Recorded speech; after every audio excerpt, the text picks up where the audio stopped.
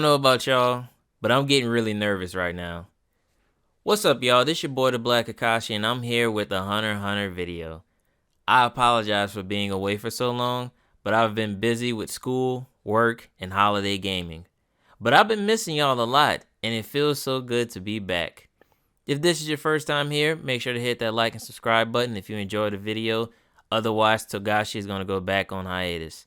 Today, I'm going to be talking about the latest chapters in Hunter x Hunter. So if you don't read the manga, beware of spoilers. In the latest chapters, Togashi has decided to spoil us by saying F Hisoka's return and decided to give us Phantom Troupe flashbacks, showing what it was like in Meteor City before they became the Spiders. And I must say that what we've seen so far is honestly beautiful and emotional. Now, if I am right, I think this is the same flashback we were shown back in York New Arc with Chrollo, Franklin, and Shawnock running with a VHS tape. We see what happened during that whole scuffle. Franklin holds Uvo back while Chrollo escapes and what happened afterwards.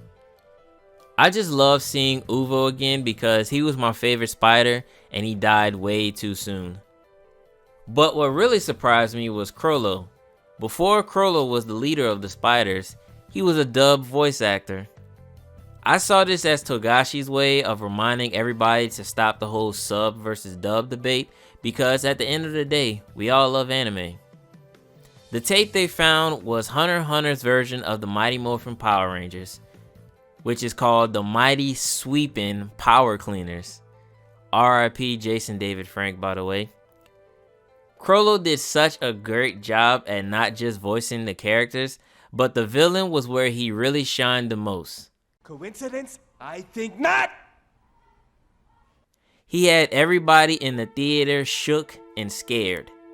This motivated every other member of the soon-to-be Spiders to want to voice the other characters. Who would have thought that before being thieves, they were voice acting? I honestly can't get over how beautifully written these flashbacks are. Seeing all of the Spiders, young and dripless, just having fun, trying to make their situation the best that they can just puts a smile on my face. You can see how much everyone loves Chrollo and shows how important he is even as a kid. You see how important he is. We see how they were all basically family before they actually did become one. I hope that nothing tragic happened to Sheila or Sarasa. Yeah, that's how you say it, Sarasa. Because I think those two might have been the reason to shape the troop into what they become later on in the story. I don't think this will be the end of the flashbacks. We'll probably get another 2 or so chapters before we get back to the current timeline.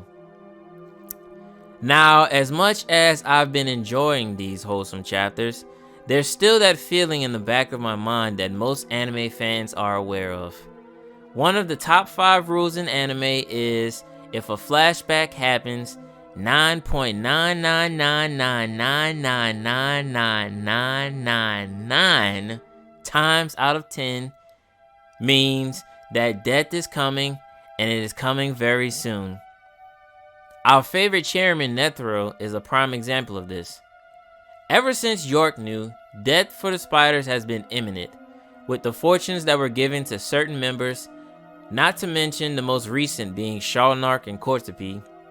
So far, each fortune has come true, with Pakunoda, Uvo, Chrollo, Hisoka, and Shawnock.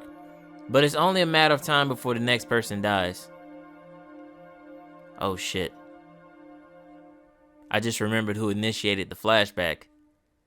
Nobunaga. And the other characters that are with him are Phaeton and Finks.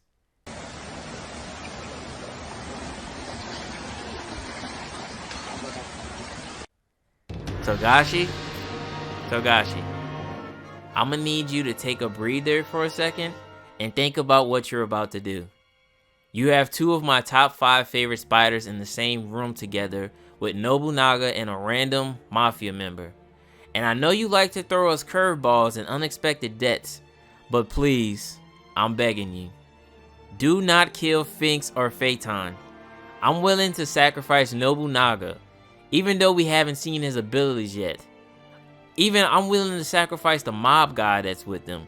But please, don't kill my boys yet. At least let them run the ones with Hisoka or Kurapika first before killing them. Now realistically, I don't want anyone from the spiders to die anymore. The least I'll take is Banolanov, the mummy, aka Mummy Man. After that, no one else. I love Kurapika and I want him to get his revenge, but damn man, Hunter x Hunter makes you fall in love with the villain so easily. That's why it's one of the greatest anime ever. The ability to have the audience start off rooting against the villain, only to later on root for them, is a special ability that not many can do. AKA the Chimera Ant arc. Chimera Ant arc is the GOAT freaking arc. I've said this a million times. I just want to put that out there. Chimera Ant arc, GOAT. Don't get it twisted. Anyway, but if somebody dies after the flashbacks, it's going to be major. Because according to the information we receive from not just the Fortunes, but in the York New arc as well, the most likely characters to end up on the chopping block are Finks, Phaeton, and Shizuku. Only because Finks, Phaeton, and Kortsupi were the only ones that didn't get a fortune because of lack of information. Excluding Shizuku, the other members' readings didn't foretell their deaths, so that means they are less likely to die. But now that I think about it, we all know that the fortunes are absolute. But what if you can change the fate of the outcome of the fortune? We already saw that when Hisoka gave the troupe a fake poem about him that convinced the spiders to stay in York New instead of leaving after Uvo's death.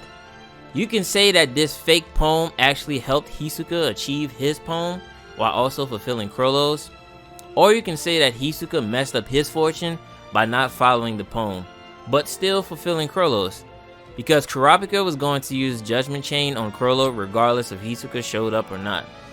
Thus, him enjoying his interlude and traveling east to meet the Nin Exorcist.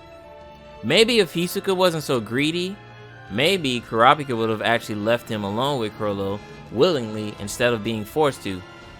But that's just my brain making hundreds of what ifs and speculations. If I'm just reaching, then let me know in the comments. But if you have your own 2 cents, let me know in the comments as well. Like I mentioned, with the changing of the fate, what if the death of Neon changed all of the fates, or basically stopped them from happening, and whatever happens in the story happens because Togashi allows it? We all know that whoever writes the fortunes doesn't remember writing them, and that they are absolute. Which kind of defeats my question, but still, you never know. If you think Togashi is tricking us with the classic flashback trope, let me know in the comments. By the time this video comes out, hopefully my question isn't answered yet, and we're still enjoying these beautiful flashbacks. But with that being said, thank you for watching the video. Leave a like, comment, share, subscribe. Thank you, and I'll see you in the next one.